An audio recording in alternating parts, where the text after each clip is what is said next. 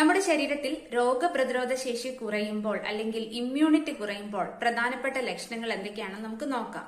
പെട്ടെന്ന് തന്നെ infections affect ചെയ്യുക, പെട്ടെന്ന് പനി വരിക, എപ്പോഴും ഒരു കുളിര് ഫീലിംഗ് വരിക, ഉള്ളിൽ നിന്നൊരു കുളിര് ഫീലിംഗ് വരിക, ഇടയ്ക്കിടയ്ക്കുള്ള പനി, ജലദോഷം, ഇവയൊക്കെ ഇമ്മ്യൂണിറ്റി കുറവാണെന്നാണ് സൂചിപ്പിക്കുന്നത്.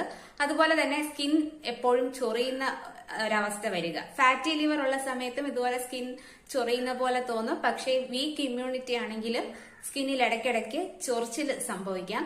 അതുപോലെ കുടൽ സംബന്ധമായ എന്തെങ്കിലും അസുഖങ്ങൾ ഉള്ളപ്പോൾ, അതായത് രോഗപ്രതിരോധ ശേഷി വർദ്ധിപ്പിക്കുന്നതിന് കുടൽ ഒരു പ്രധാന പങ്ക് വഹിക്കുന്നുണ്ട്.